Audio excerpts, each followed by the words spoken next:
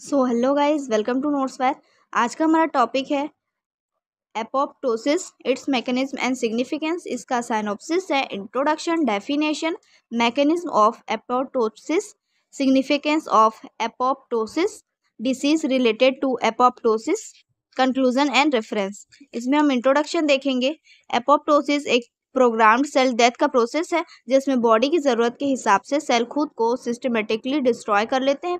यह एक कंट्रोल्ड और ऑर्गेनाइज तरीका है जिससे बॉडी डैमेज, अननेसेसरी या हार्मफुल सेल को हटाया जाता है। एपोप्टोसिस एक बायोलॉजिकल प्रोसेस में इंपॉर्टेंट रोल प्ले करता है, जैसे डेवलपमेंट, इम्यून रिस्पॉन्स और कैंसर प्रिवेंशन। इसका डेफिनेशन हम देखेंगे।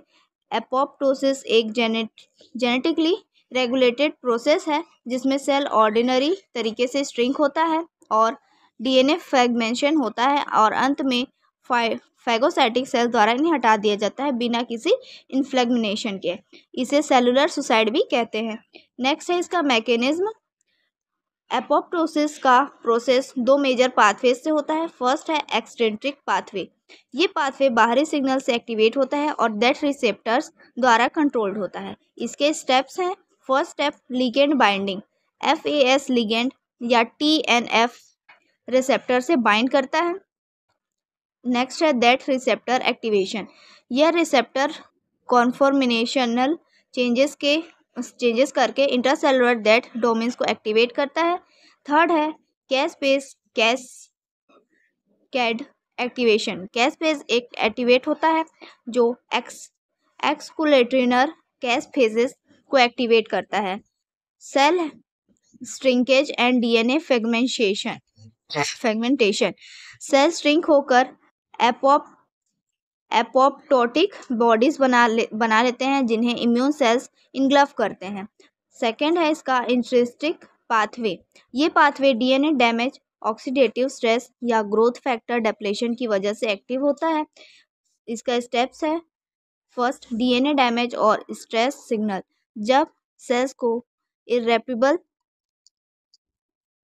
डैमेज होता है तो P53 जीन एक्टिवेट हो जाता है। इस प्रकार से इसका डायग्राम है। समझने के लिए इसको आप लोग प्रैक्टिस भी कर लीजिएगा। नेक्स्ट है mitochondrial permeability change.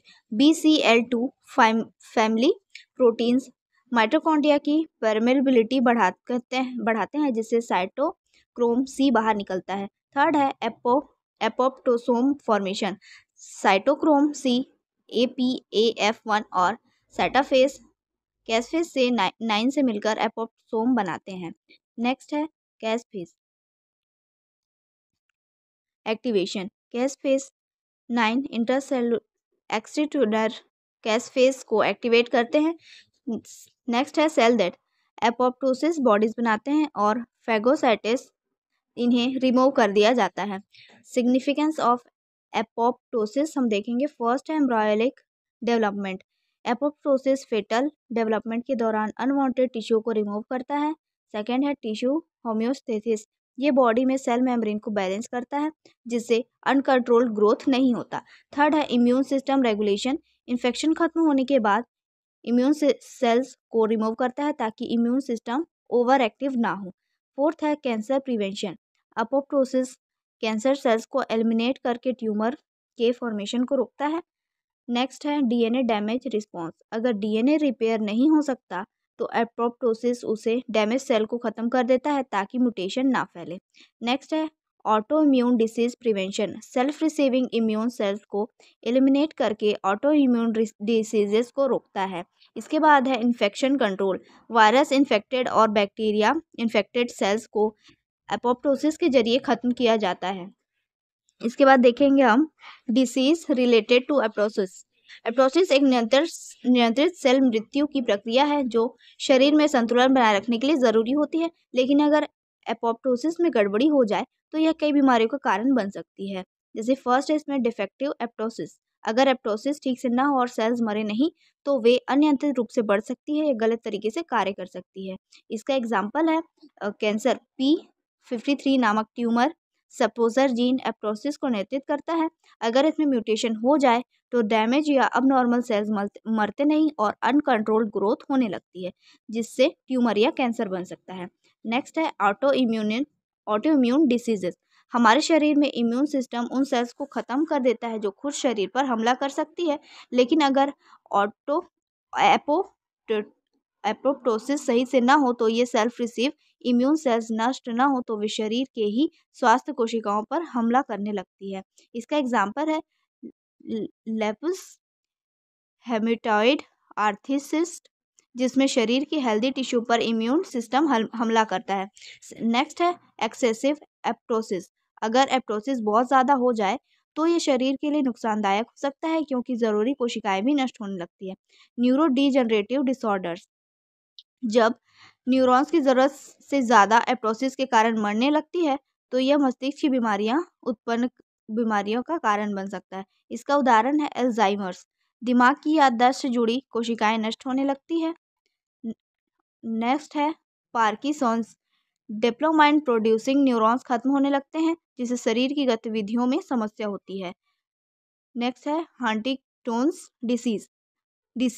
Genetic disorders जिसमें न्यूरॉन्स तेजी से नष्ट होते हैं, जिनसे मानसिक और शारीरिक क्षमताएं प्रभावित होती हैं। लास्ट है एड्स।